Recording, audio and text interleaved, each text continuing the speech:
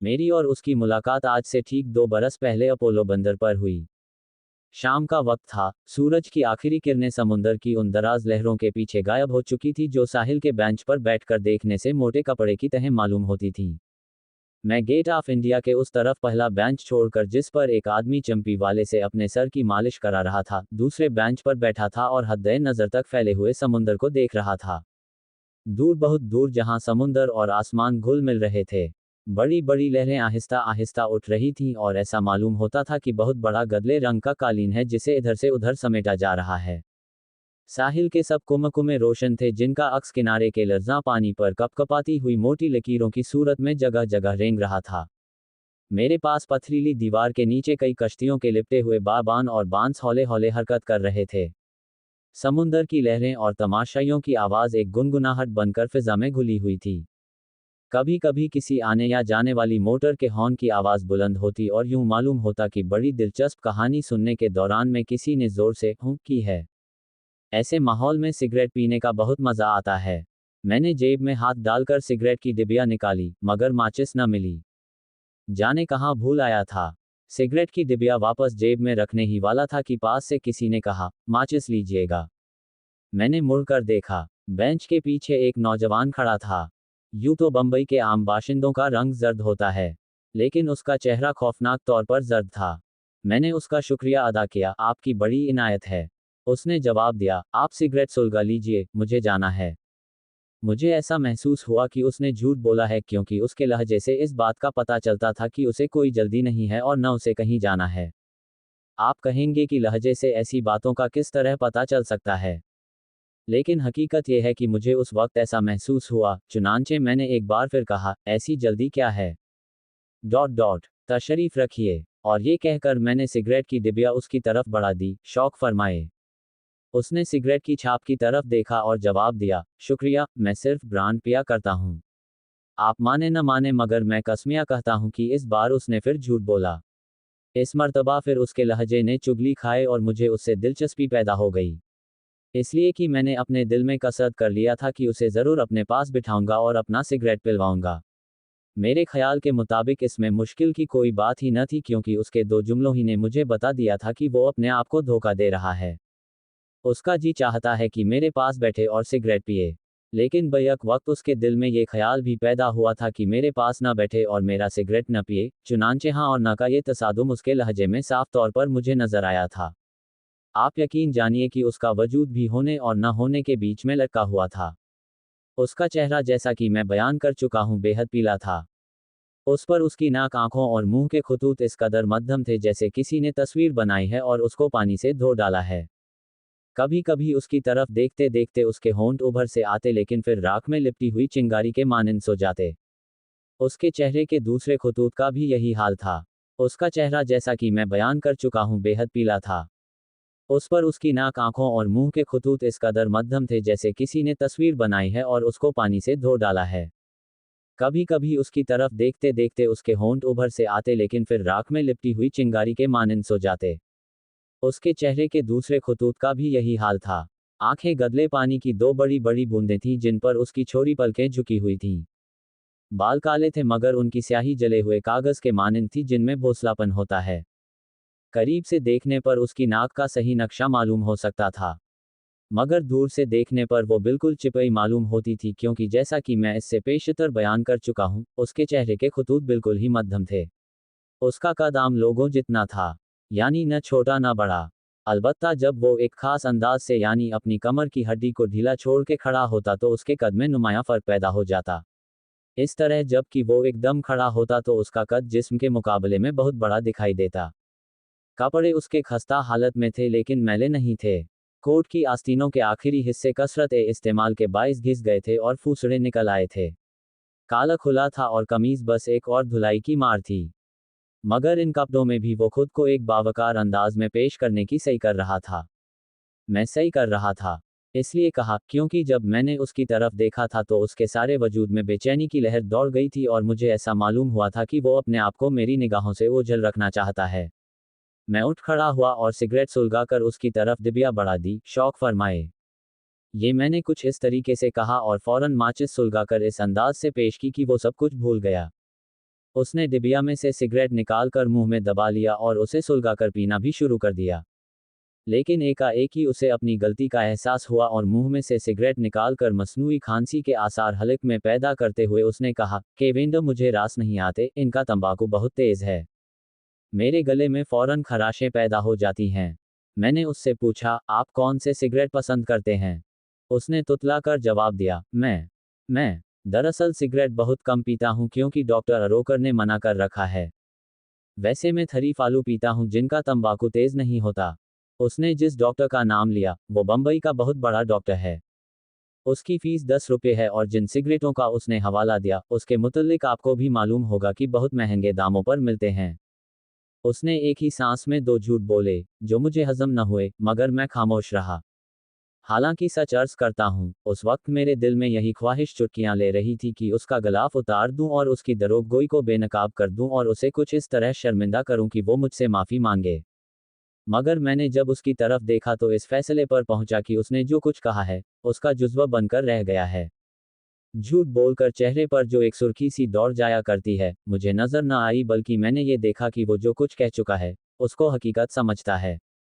उसके झूठ में इस कदर इखलास था, यानी उसने इतने पुरखुलूस तरीके पर झूठ बोला था कि उसकी मीज़ान एहसास में हल्की सी जुम्बिश भी पैदा नहीं हुई थी। खैर इस किस्से को छोड़िए।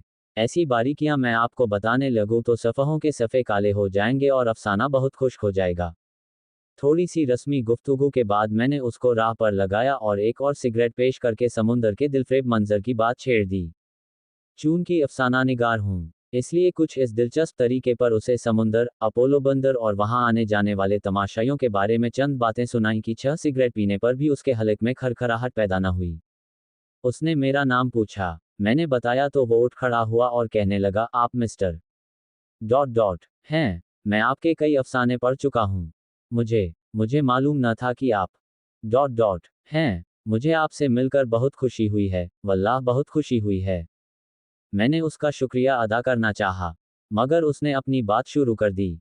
डॉट डॉट हाँ खूब याद आया, अभी हाल ही में आपका एक अफसाना मैंने पढ़ा है। डॉट डॉट उन्वान भूल गया हूँ। उसमें आपने एक लड़की पेश की है जो किसी मर्द से मोहब्बत करती थी, मगर वो उसे धोखा दे गया। उसी लड़की से एक और मर्द भी मोहब्बत करता था जो अफसाना सुनाता है। जब उसको लड़की की उफ्ताद का पता चलता है तो वो उससे मिलता है और उससे कहता है, जिंदा रहो। उन चंद घड़ियों की याद में अपनी जिंदगी की बुनियादें खड़ी करो जो तुमने उसकी मोहब्बत में गुजारी हैं। इस मसरत की याद में जो तुमने चंद लम्हात के लिए हासिल की थी।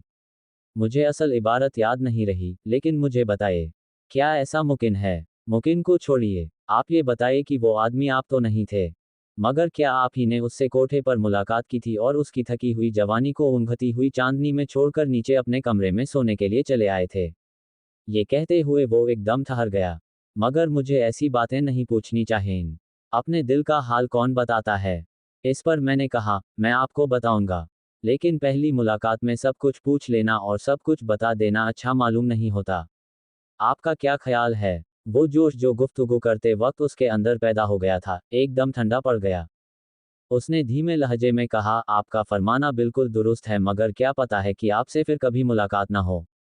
इस पर मैंने कहा, इसमें शक नहीं, बंबई बहुत बड़ा शहर है, लेकिन हमारी एक नहीं बहुत सी मुलाकातें हो सकती हैं। बेकार आदमी हूँ, अफसाना निगार। डॉट डॉट शाम को हर रोज इसी वक्त, बशर्ते कि बीमार ना हो जाऊं, आप मुझे हमेशा इसी जगह पर पाएंगे। डॉट डॉट यहाँ बेशुमार लड़कियां सैर को आती हैं और मैं इसलिए आता हूं कि खुद को किसी की मोहब्बत में गिरफ्तार कर सकूं। डॉट डॉट मोहब्बत बुरी चीज नहीं है, मोहब्बत मोहब्बत। उसने इससे आगे कुछ कहना चाहा मगर न कह सका और जलती हुई रस्सी की तरह आखिरी बल खाकर खामोश हो गया। मैंने अज़राहे मजाक उससे मोहब्बत का जिक्र किया था। दरअसल उस वक्त फिजा ऐसी दिलफरेब थी कि अगर किसी औरत पर आशिक हो जाता तो मुझे अफसोस न होता, जब दोनों वक्त आपस में मिल रहे हों। नीम तारीकी में बिजली के कुमकों में कतार दर कतार आंखें झपकना शुरू कर दें। हवा में खुनकी पैदा हो जाए और फिजा पर एक अफसानवी कैफियत सी छा जाए तो किसी अजनबी औरत की कुर्बत की ज़रूरत महसूस हुआ करती है। एक ऐसी जिसका एहसास तहत ए शऊर में छुपा रहता है। खुदा मालूम उसने किस अफसाने के मुतल्लिक मुझसे पूछा था।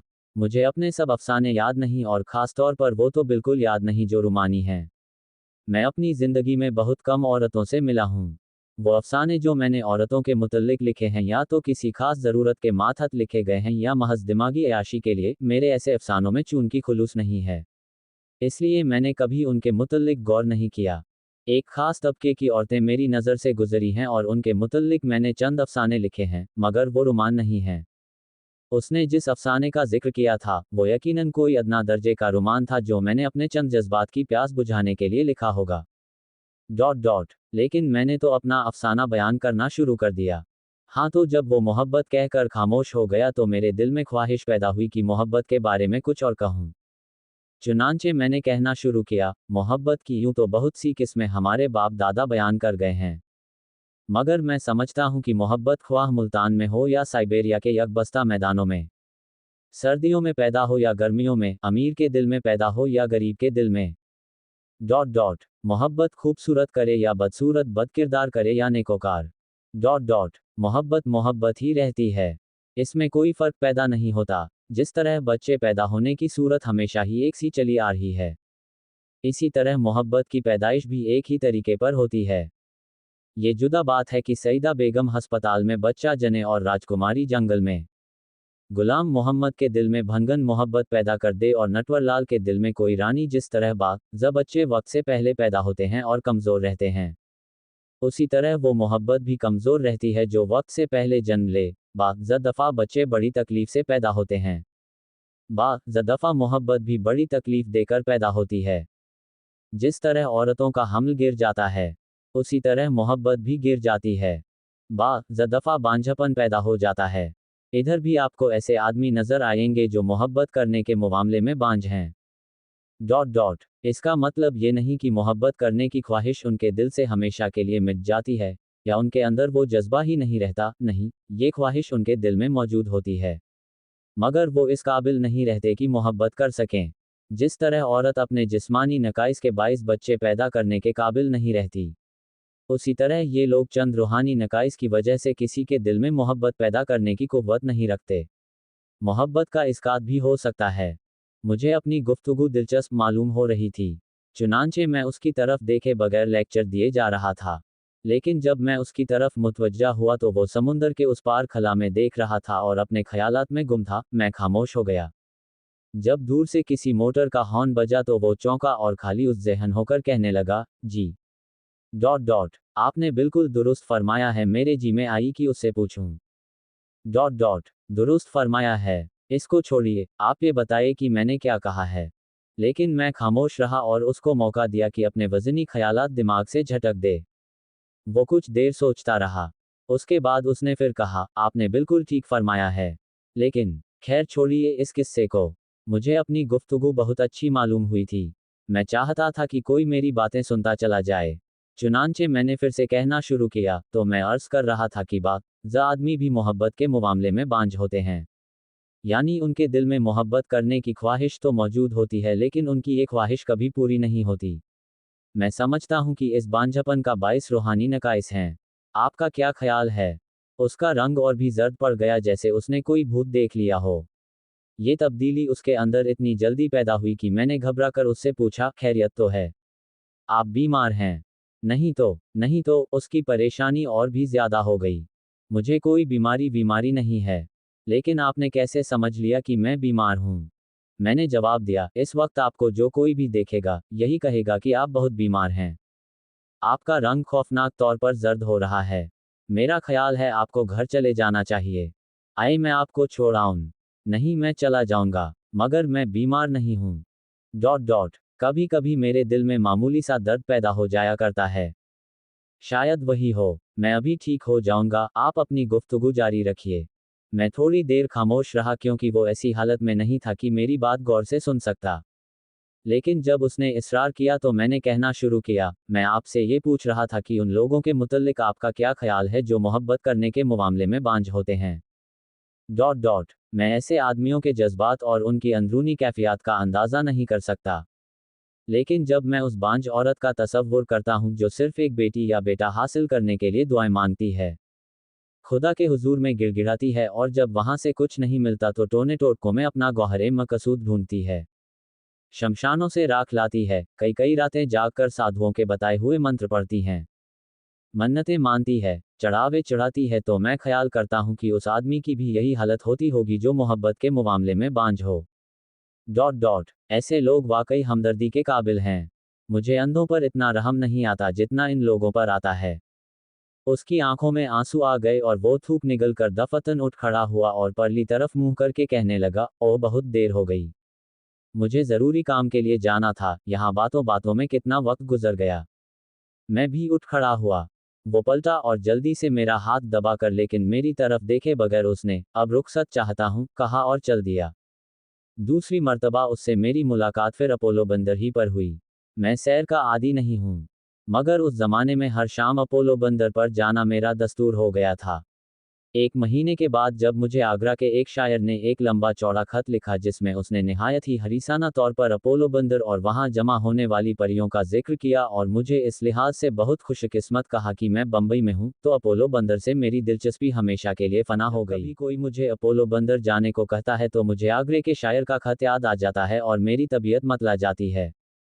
लेकिन मैं उस जमाने का जिक्र कर रहा हूँ जब खत मुझे नहीं मिला था और मैं हर रोज जाकर शाम को अपोलो बंदर के उस बेंच पर बैठा करता था जिसके उस तरफ कई आदमी चंपी वालों से अपनी खोपड़ियों की मरम्मत कराते रहते हैं।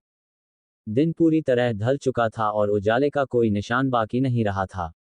अक्टूबर की गर्मी में कमी वाक़ई नहीं हुई थी। हवा चल रही थी, थके हुए मुसाफिर की तरह। सैर करने वालों का हुजूम ज्यादा था। मेरे पीछे मोटरें ही मोटरें खड़ी थीं। बेंच भी सब के सब पुर थे। जहां बैठा करता था, वहां दो बातूनी, एक गुजराती और एक पारसी, न जाने कब के जमे हुए थे। दोनों गुजराती बोलते थे, मगर मुख्तलिफ लबो लहजा से। पारसी की आवाज में दो सुर थे। वो कभी बारीक सुर में बात करता था, कभी मोटे सुर में। जब दोनों तेजी से बोलना शुरू कर देते तो ऐसा मालूम होता जैसे तोते मैना की लड़ाई हो रही है। मैं उनकी लामुतनाही गुफ्तगू से तंग आकर उठा और टहलने की खातिर ताजमहल होटल का रुख करने ही वाला था कि सामने से मुझे वो आता दिखाई दिया। मुझे उसका नाम मालूम नहीं था, इसलिए मैं उसे पुकार न सका। लेकिन जब उसने मुझे देखा तो उसकी निगाहें साकिन हो गईं, जैसे उसे वो चीज़ मिल गई हो जिसकी उसे तलाश थी। कोई बेंच खाली नहीं था, इसलिए मैंने उससे कहा, आपसे बहुत देर के बाद मुलाकात हुई। चलिए सामने रेस्तोरां में बैठते हैं। यहाँ कोई बेंच खाली नहीं। सने रस्मी तौर पर चंद बातें की और मेरे साथ हो लिया। चंद गजों का फासिला तय करने के बाद हम दोनों रेस्तोरां में बेद की कुर्सियों पर बैठ गए। चाय का ऑर्डर देकर मैंने उसकी तरफ सिगरेटों का टिन बढ़ा दिया। इत्तेफाक की बात है, मैंने उसी रोज 10 रुपये देकर डॉक्टर अरोलकर से मशवरा लिया था और उसने मुझसे कहा था कि अव्वल तो सिगरेट पीना ही मौकूफ कर दो और अगर तुम ऐसा नहीं कर सकते तो अच्छे सिगरेट पिया करो। मिसाल के तौर पर 555। चुनांचे मैंने डॉक्टर के कहने के मुताबिक ये टिन उसी शाम खरीदा था। उसने डिब्बे की तरफ गौर से देखा, फिर मेरी तरफ निगाहें उठाईं, कुछ कहना चाहा मगर खामोश रहा। मैं हंस पड़ा, आप ये न समझिएगा कि मैंने आपके कहने पर ये सिगरेट पीना शुरू किए हैं।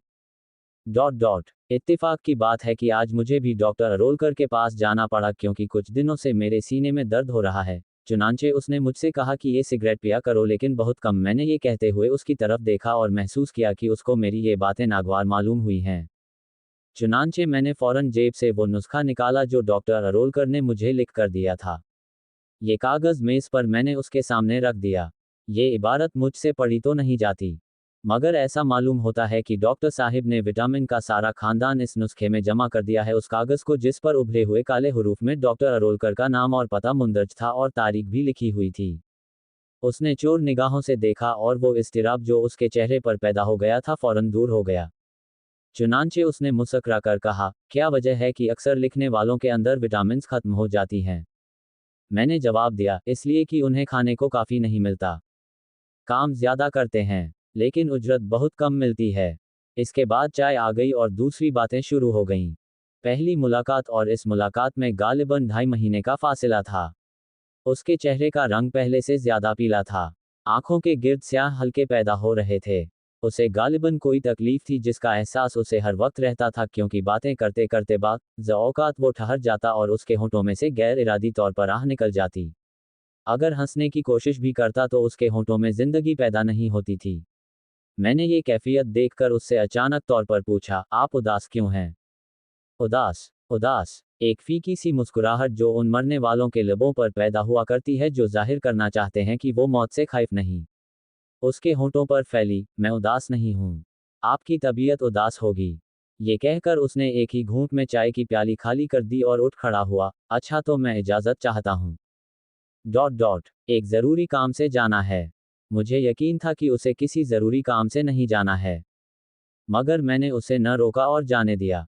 इस दफा फिर उसका नाम दरियाफ्त न कर सका, लेकिन इतना पता चल गया कि वो ज़हनी और रूहानी तौर पर बेहद परेशान था। वो उदास था, बल्कि यूं कहिए कि उदासी उसकी रगो रशे में सरायत कर चुकी थी। मगर वो नहीं चाहता था कि उसकी उदासी का दूसरों को इल्म हो। वो दो जिंदगियां बसर करना चाहता था, एक वो जो हकीकत थी और एक वो जिसकी तख्लीक में हर घड़ी हर लम्हा मसरूफ रहता था। लेकिन उसकी जिंदगी के ये दोनों पहलू नाकाम थे। क्यों? ये मुझे मालूम नहीं। उससे तीसरी मर्तबा मेरी मुलाकात फिर अपोलो बंदर पर हुई। इस दफ़ा मैं उसे अपने घर ले गया। रास्ते में हमारी कोई बातचीत न हुई, लेकिन घर पर उसके साथ बहुत सी बातें हुईं। जब वो मेरे कमरे में दाखिल हुआ तो उसके चेहरे पर चंद लम्हात के लिए उदासी छा गई, मगर वो फौरन संभल गया और उसने अपनी आदत के खिलाफ अपने आप को बहुत तरोताज़ा और बातूनी जाहिर करने की कोशिश की। उसको इस हालत में देखकर मुझे उस पर और भी तरस आ गया। वो एक मौत जैसी यकीनी हकीकत को झूठला रहा था, और मज़ा ये है कि इस खुदफरेबी से कभी कभी वो मुतमिन भी नजर आता था। तो के दौरान में उसकी नज़र मेरे मेज़ पर पड़ी। शीशे के फ्रेम में उसको एक लड़की की तस्वीर नजर आई। उठकर उसने तस्वीर की तरफ जाते हुए कहा, क्या मैं आपकी इजाज़त से ये तस्वीर देख सकता हूँ? मैंने कहा, बसद शौक। उसने तस्वीर को एक नज़र देखा और देखकर कुर्सी पर बैठ गया। अच्छी खूबसूरत लड़की है। मैं समझता हूं कि आपकी। जी नहीं, एक ज़माना हुआ इससे मोहब्बत करने का ख्याल मेरे दिल में पैदा हुआ था। बल्कि यूं कहिए कि थोड़ी सी मोहब्बत मेरे दिल में पैदा भी हो गई थी। मगर अफसोस है कि उसको उसकी खबर तक न हुई। और मैं नहीं, बल्कि वो ब्याह दी गई। ये तस्वीर मेरी पहली मोहब्बत की यादगार है, जो अच्छी तरह पैदा होने से पहले ही मर गई। ये आपकी मोहब्बत की यादगार है। इसके बाद तो आपने और भी बहुत सी रोमान लड़ाए होंगे। उसने अपने खुश्क होंठों पर जबान फेरी। यानी आपकी जिंदगी में तो कई ऐसी नामुकम्मल और मुकम्मल मोहब्बतें मौजूद होंगी। मैं कहने ही वाला था कि जी नहीं, खाकसार भी मोहब्बत के मामले में आप जैसा बंजह है। मगर जाने क्यों ये कहता कहता रुक गया और ख्वाहमख्वाह झूठ बोल दिया। जी हाँ, ऐसे सिलसिले होते रहते हैं। आपकी किताब ए जिंदगी भी तो ऐसे वाकयात से भरपूर होगी। वो कुछ न बोला और बिल्कुल खामोश हो गया, जैसे किसी गहरे समुंदर में गोता लगा गया है। देर तक जब वो अपने ख्यालात में गर्क रहा और मैं उसकी खामोशी से उदास होने लगा तो मैंने कहा, अजी हजरत, आप किन ख्यालात में खो गए? वो चौंक पड़ा। मैं कुछ नहीं, मैं ऐसे ही कुछ सोच रहा था। मैंने पूछा, कोई बीती कहानी याद आ गई? कोई बिछड़ा हुआ सपना मिल गया? पुराने जख्म हरे हो गए? जख्म, पुराने जख्म, कई जख्म नहीं, सिर्फ एक ही है, बहुत गहरा, बहुत कारी, और जख्म मैं चाहता भी नहीं। एक ही जख्म काफी है। ये कहकर वो उठ खड़ा हुआ और मेरे कमरे में टहलने की कोशिश करने लगा, क्योंकि इस छोटी सी जगह में जहां कुर्सियां, मेज और चारपाई सब कुछ पड़ा था, टहलने के लिए कोई जगह नहीं थी। मेज के पास उसे रुकना पड़ा। तस्वीर को अब की दफा गहरी नजरों से देखा और कहा, इसमें और उसमें कितनी मुशाबहत है। मगर उसके चेहरे पर ऐसी शोखी नहीं थी। उसकी आंखें बड़ी थी, मगर इन आंखों की तरह उनमें शरारत नहीं थी। वो फिक्रमंद आंखें थी, ऐसी आंखें जो देखती भी हैं और समझती भी हैं। ये कहते हुए उसने एक सरदाह भरी और कुर्सी पर बैठ गया। मौत बिल्कुल नाकाबिले फहम चीज है, खासतौर पर उस वक्त जबकि ये जवानी में आए। मैं समझता हूं कि खुदा के अलावा एक ताकत और भी है जो बड़ी हासिद है, जो किसी को खुश देखना नहीं चाहती। मगर छोड़िए इस किस्से को। मैंने उससे कहा, नहीं नहीं, आप सुनाते जाए। लेकिन अगर आप ऐसा मुनासिब समझें, सच पूछिए तो मैं ये समझ रहा था कि आपने कभी मोहब्बत की ही न होगी। ये आपने कैसे समझ लिया कि मैंने कभी मोहब्बत की ही नहीं? और अभी अभी तो आप कह रहे थे कि मेरी किताबें जिंदगी ऐसे कई वाकयात से भरी पड़ी होगी। ये कहकर उसने मेरी तरफ सवालिया निगाहों से देखा। मैंने अगर मोहब्बत नहीं की तो ये दुख मेरे दिल में कहाँ से पैदा हो गया है? मैंने अगर मोहब्बत नहीं की तो मेरी जिंदगी को ये रोग कहाँ से चिमट गया है? मैं रोज बरोज मोम की तरह क्यों पिघला जा रहा हूँ? बज़ाहिर ये तमाम सवाल वो मुझसे कर रहा था, मगर दरअसल वो सब कुछ अपने आप ही से पूछ रहा था। मैंने कहा, मैंने झूठ बोला था कि आपकी जिंदगी में ऐसे कई वाकयात होंगे। मगर आपने भी झूठ बोला था कि मैं उदास नहीं हूं और मुझे कोई रोग नहीं है।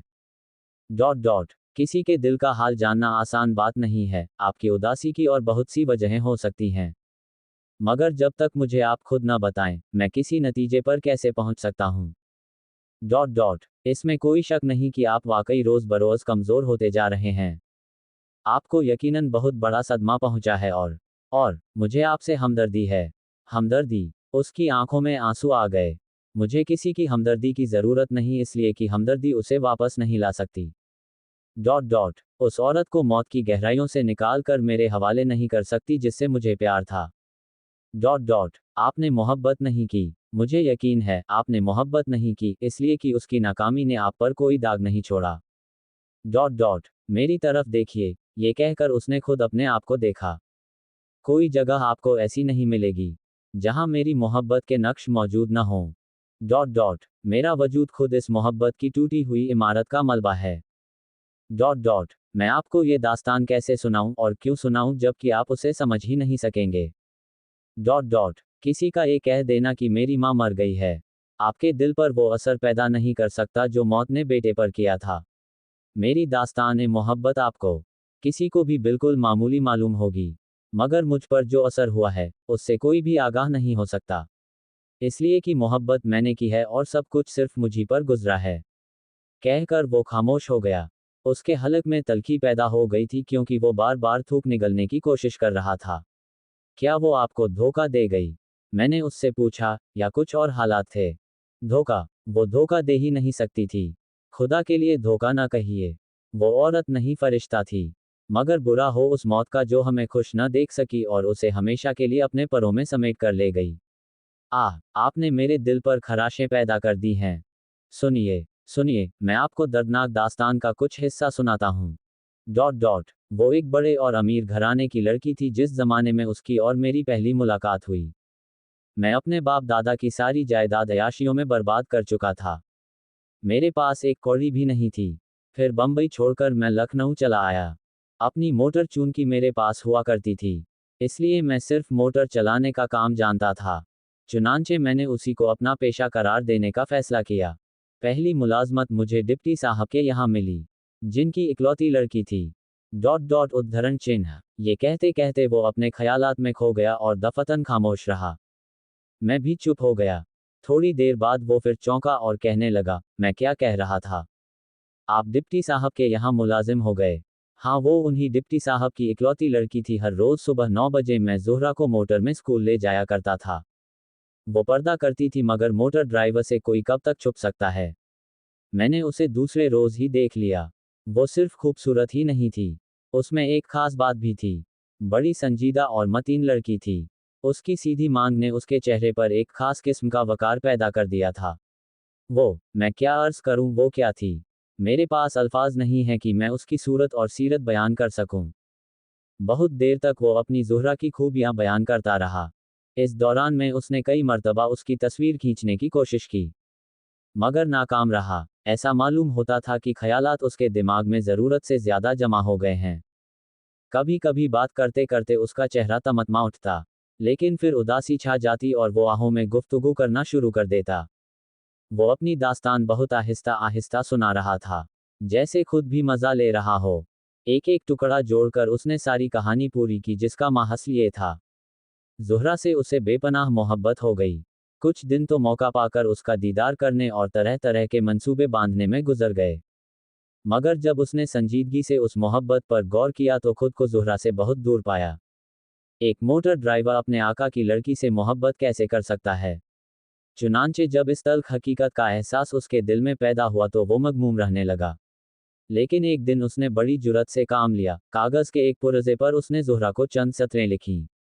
ये सतरें मुझे याद हैं। ज़ुहरा, मैं अच्छी तरह जानता हूं कि तुम्हारा नौकर हूं।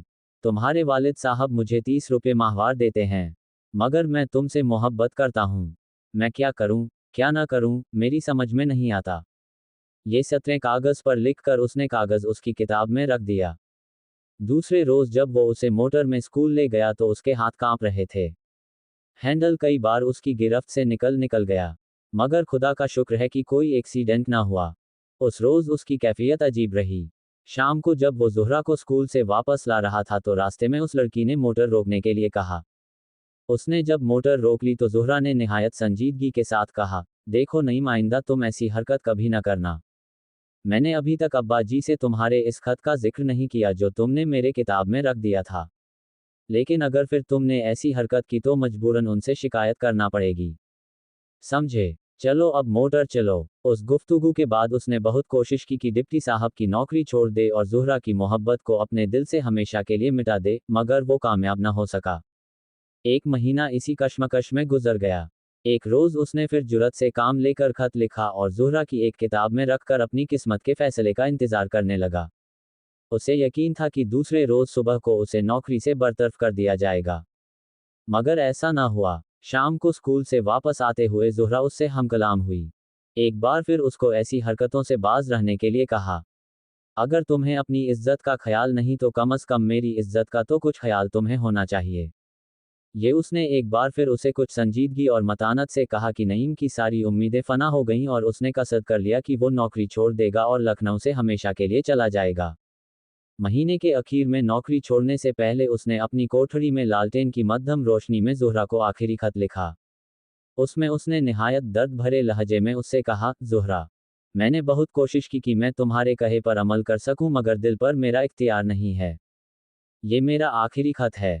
कल शाम को मैं लखनऊ छोड़ दूंगा। इसलिए तुम्हें अपने वालिद साहब से कुछ कहने की ज़रूरत नहीं। तुम्हारी खामोशी मेरी किस्मत का फैसला कर देगी।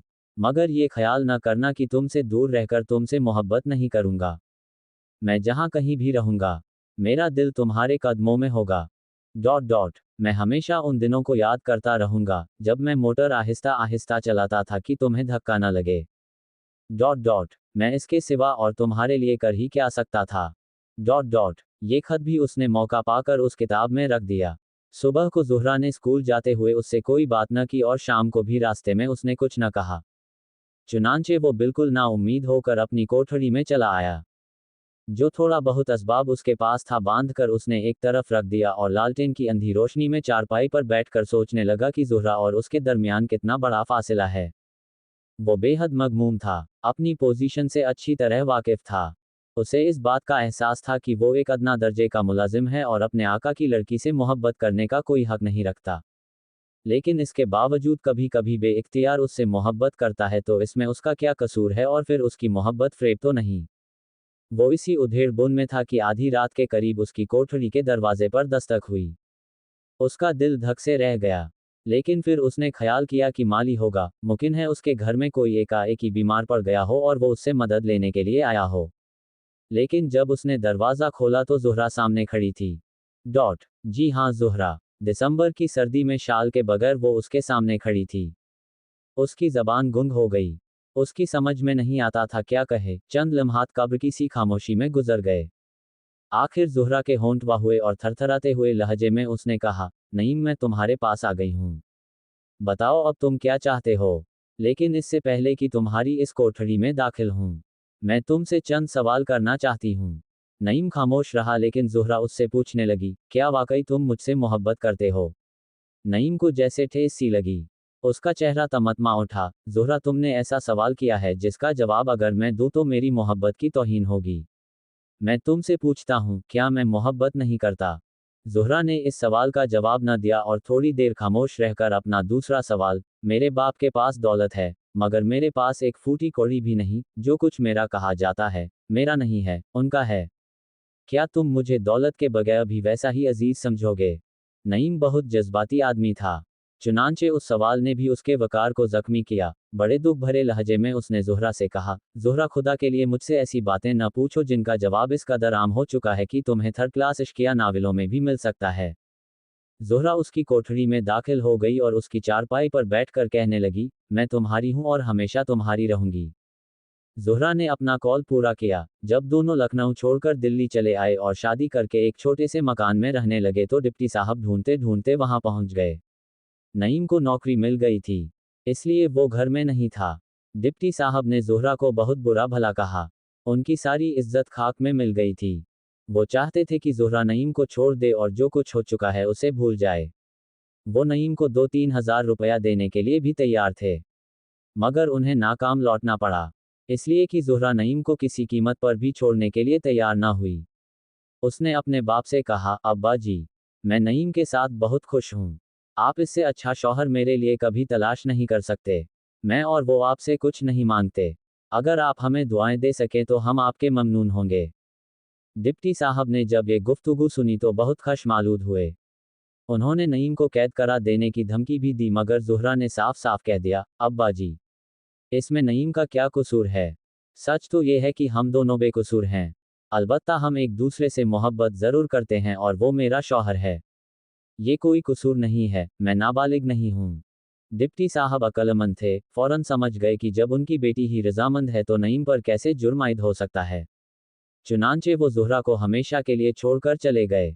कुछ अरसे के बाद डिप्टी साहब ने मुख्तलिफ लोगों के जरिए से नईम पर दबाव डालने और उसको रुपये पैसे से लालच देने की कोशिश की, मगर नाकाम रहे।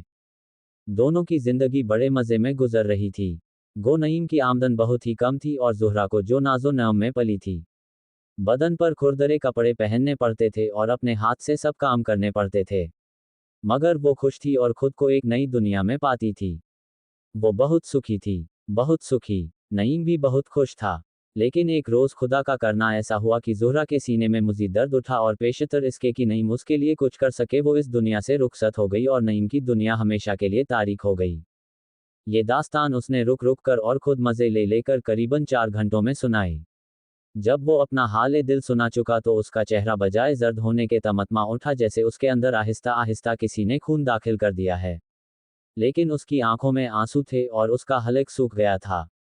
दास्तान जब खत्म हुई तो वो फौरन उठ खड़ा हुआ, जैसे उसे बहुत जल्दी है, और कहने लगा, मैंने बहुत गलती की। जो आपको अपनी दास्तान मोहब्बत सुना दी। मैंने बहुत गलती की। ज़ुहरा का जिक्र सिर्फ मुझी तक महदूद रहना चाहिए था।